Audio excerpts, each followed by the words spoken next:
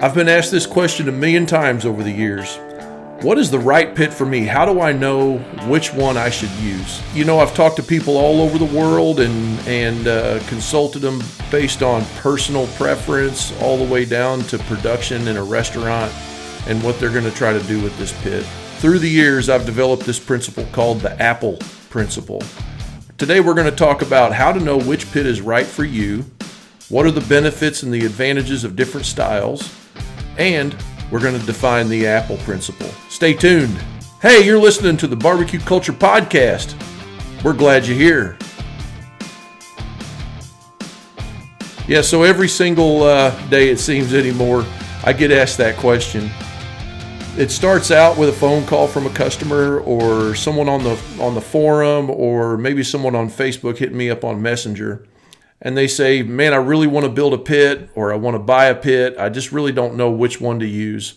So what we've done over the years is we've kind of looked at the style of barbecue and regions. What kind of pits do different people use for what application? And then we've built and operated darn near every one of these kinds of pits that we're going to go over today. And, it's one of those things where experience teaches us things. So whether you're in an environment where you have to keep production in mind, say a restaurant,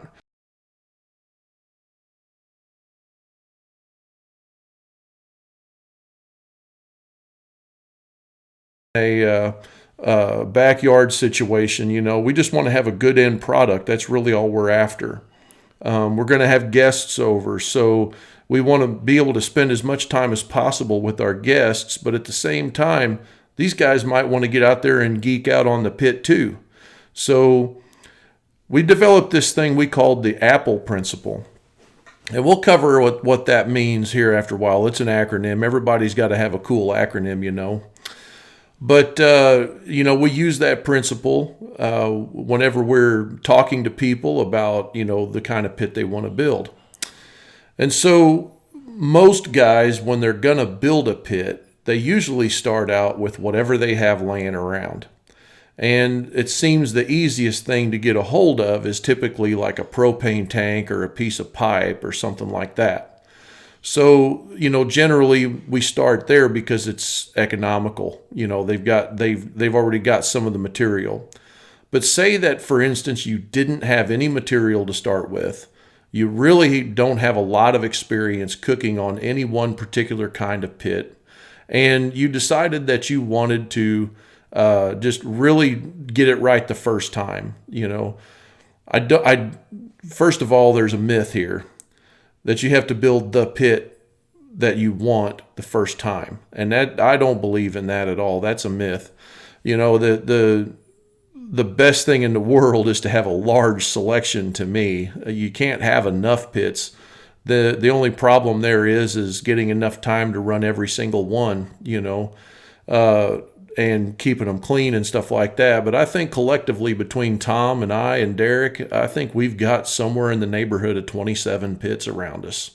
I counted here a couple weeks ago, and I was like, oh man, I forgot we got that one. Oh shoot, we got that one over there too. It's kind of hilarious, but that's what happens, So the first style of pit we're going to talk about is wood burning pits. We're going to divide these up by fuel source a little bit. So that's the first category if you're taking notes. Wood pits.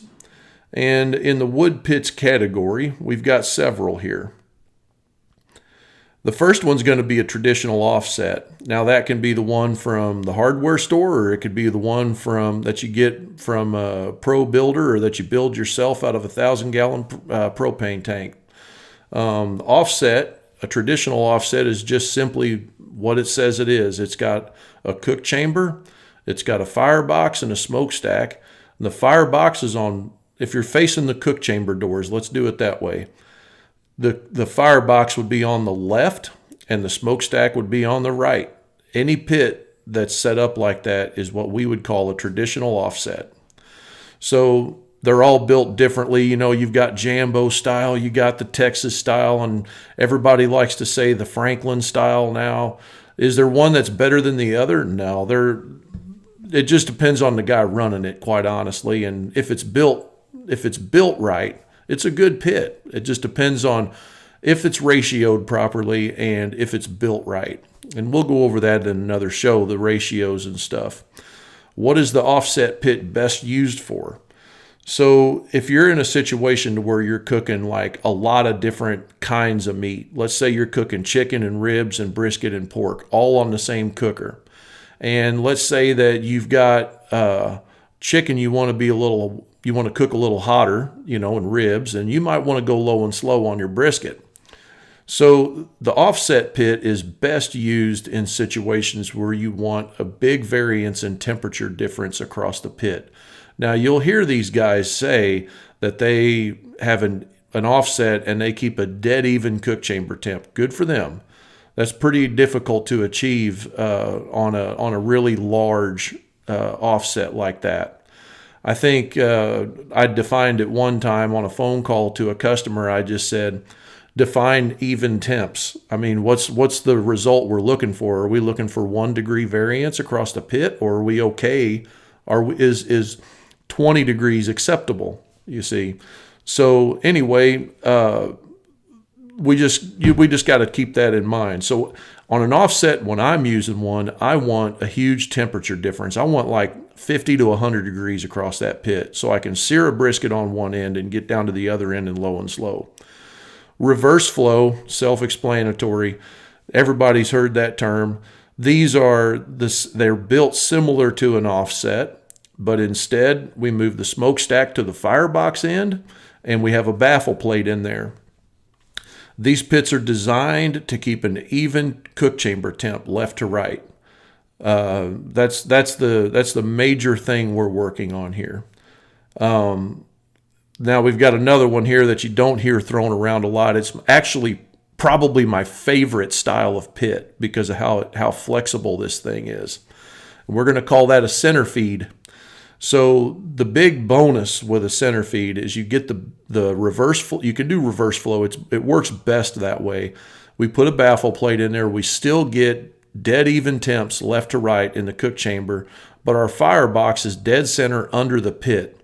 And we've designed pits as big as 16 foot and 48 inches deep with this method, and you still get that dead even cook chamber temp.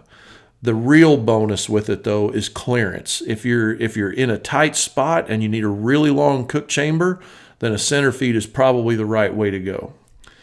Now there's the old school brick and stone pits. I love the way they look.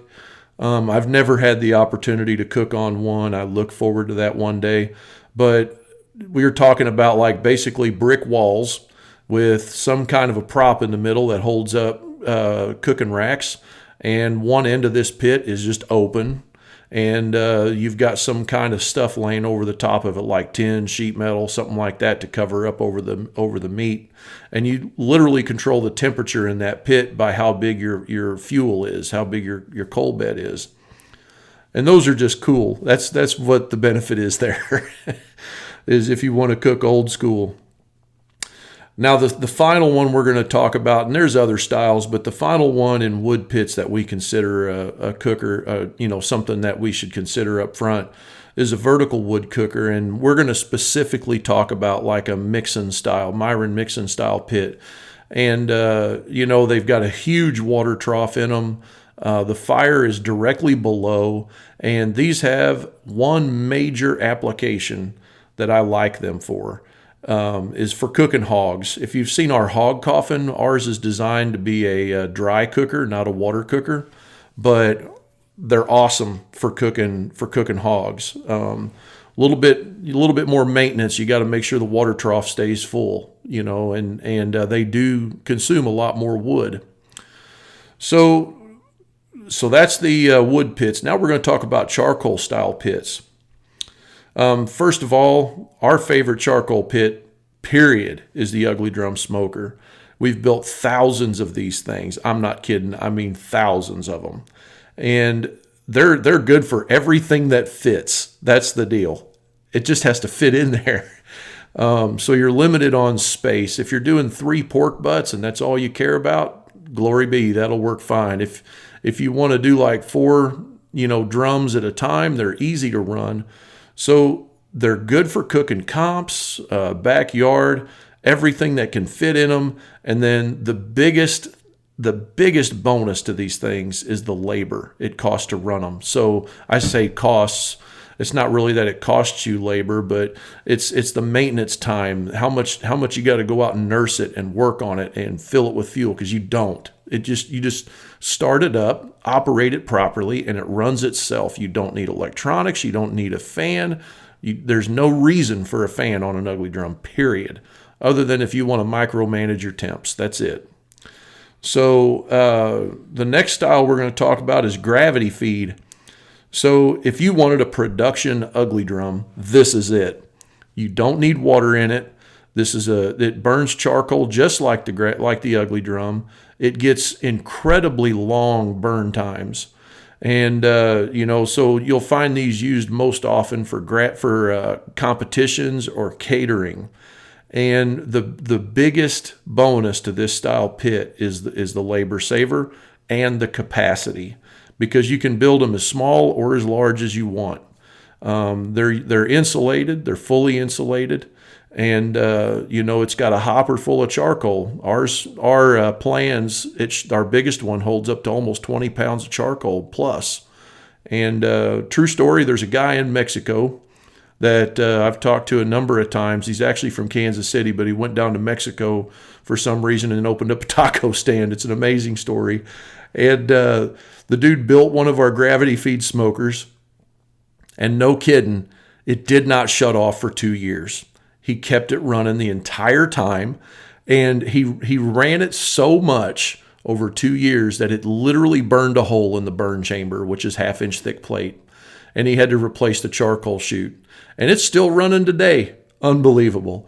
So gravity feeds are amazing. They cost more money for sure. But they're going to save a ton of labor if you're in a restaurant situation and you want real fire, not gas. Anyway, the next style of pit we're going to talk about is kind of a love-hate relationship for me. It's got its bonuses. I like it, but I hate cooking with water in a cook chamber. I just can't stand it. And it's the vertical reverse flows. So it's not that the product doesn't turn out good on a vertical water cooker. That's not my beef. My beef is that the cleanup in that thing is so nasty, and keeping the water tray full. We've made all kinds of contraptions to try to accomplish autofill, and it's just a pain, because what's going to happen is that if you add water to this water pan during the cook, and let's say that your water finally gets up to 212 degrees, and then you add water to it, it's going to cool the water tray down, and now we got to bring the whole cook chamber back up to temp, and you wind up with fluctuations. And you don't have to add charcoal all the time, but you do got to add water depending on the size of your water pan, unless, like I say, you have some kind of an autofill. So, but those are most useful in catering situations and competitions. The water in that pit, everybody wants it in there for moisture in the cook chamber, but honestly, its real intended purpose is to be for a heat sink to help achieve even cook chamber temps. That's really what we're going for here. And the final one we're going to talk about is a vertical water cooker. So this is one that's just got a giant water bath, and we're going to try to run this thing with charcoal only. Not a good situation. You can put a huge charcoal mass in the bottom of that thing. The difference between a vertical reverse flow and just a plain old vertical water cooker is there's the flow just goes up around the water pan right into the cook chamber. A vertical reverse flow, which was the last one we talked about, we're going to have false walls inside that cook chamber, where when our products of combustion come up from the firebox area, it's directly below the cook chamber. It's going to go straight to the top, and then the exhaust comes out low in the back wall of the cook chamber. That way, all the draft has to cycle down towards the water pan, and then it can exit the cook chamber. So we're getting a reverse flow vertically. Now, there's all different hybrids between these models, and I love the the creativity that goes into that. For instance, if we go back to wood pits for a moment, we have what we call a hybrid, is basically a reverse flow and an offset in the same cook chamber. So we have a smokestack at each end, and instead of having one solid baffle plate, the baffle plate's cut up into tuning plates. And we move those around and we adjust smokestacks and things like that to achieve different cooking situations for cook chamber temps and stuff. And then you can do hybrids over gravity feed, reverse flows, and stuff like that on the charcoal side. As a matter of fact, I think Stumps and Myron Mixon both, I think, offer that in their product line, and I think they're amazing. So not having the opportunity to have cooked on a reverse flow gravity feed, it's something that I scratch my head about and would like to try. So here we go, guys. We're going to talk about the Apple principle. Okay, what is the Apple principle? So the Apple principle is, what is right for me? How do I know? Okay, well, we've got this little questionnaire, and you just remember it by the word Apple. Number one, if you're taking notes, application. First off, you have to decide, what am I going to use this for, and how am I going to use it? So for instance, this is where you answer the question, am I going to use this in a restaurant or production application? Am I going to use this for catering? Am I going to use this for large family gatherings? Am I going to just cook in my backyard? Do I want to show off, right? What is the purpose? What is the application? So what use am I going to use this for, and how am I going to use it? Answer that first. That'll help you decide between charcoal or wood, especially because if you're going to use it for showing off, you might want to use it. You're probably going to want to cook with wood because there's a certain just a cool atmosphere that's created when you're showing off for the public, and when you got thin blue smoke rolling and you got wood you're throwing in there, and they want to see fire, and it's just this very it's just a cool experience for people. So that would be something to consider. The second thing on the list is product. That's where we get our P in the apple, right? Product. What's the final result that we're looking for in our product? So if we want a heavy bark, if we want to cook with butcher paper, if we want to just have tender production pork, like for instance, in a restaurant situation, you're not going to find me out there mopping a pork butt or nursing it or spritzing it or anything like that. My biggest concern is I want to have a good, better than average production pork that can be consistently replicated for my customers. I'm not concerned with this pork butt being the best one that was ever cooked on the planet. So there's result. I'm looking for the best average I can cook. And it's kind of that way in competition.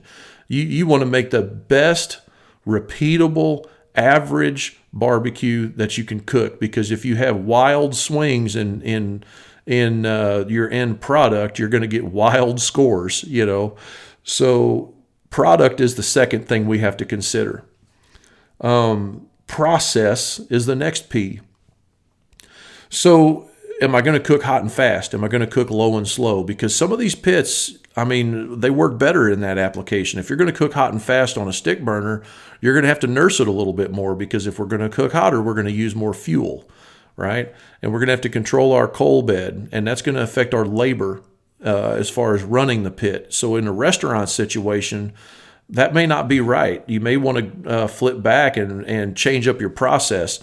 Maybe you start on a gravity feed and finish on a stick burner. There's no wrong answer. You just got to kind of figure out the process to know what's truly right for you.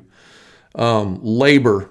So if you're in your backyard, labor to cook is not a problem. This is a hobby. This is fun. That's why this is why you want to do it. So, the more traditional pits aren't a bad idea in this situation. You're not looking for production. You're not looking to create tons or pounds of meat in a given period of time. So, labor. The final one in the Apple process is environment. Number 5.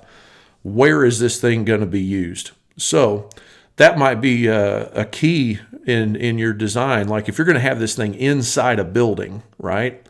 Now there's people that do cook with wood and wood-fired pits in buildings, right? But you have to have very special design considerations for your environment, especially if you're in city limits somewhere where there's codes and things like that, and they're going to run you ragged about it. So environment has a huge part to play in that decision. You might decide that since you're going to be inside of a building, but you don't want gas in your cooker, so you might decide to go with a gravity feed. I've even seen restaurants that are running ugly drums inside the building, believe it or not. I'm not really sure how that plays out with codes and stuff like that, but they are doing it. So, I would try to push you more towards the gravity feed route inside of a building. Do you have room for a big stick burner outside? Are you going to be able to deal with this thing if you're in a restaurant situation? Are you going to be able to be under some kind of a shelter, to keep the rain off the thing while you're cooking? Things like that. So application, product, process, labor, and environment, the Apple principle. Once we can answer these questions and we get a good feel for it, now we can start building a pit or picking out size, style, shape, all that stuff. So I hope that was helpful. If you got any questions, I'd sure like to hear from you. If you go over to ask.thebbqculture.net, that's going to get you to a web application form where basically all it is you're going to put your email address in there so I know who you are. And then you're going to answer a simple question that says, what's the biggest thing I struggle with when running my pit? And that's going to help us find content for this show. It's going to help us stay relevant to you. And if you don't mind, while you're at it, give us a subscribe on whatever platform you're listening to, and it also would be appreciated for a review. That helps us know if we suck or not. So anyway, follow at the BBQ Culture Podcast on Instagram, and light a fire, invite somebody to the barbecue culture, convert somebody. We'll see you on the smoky side.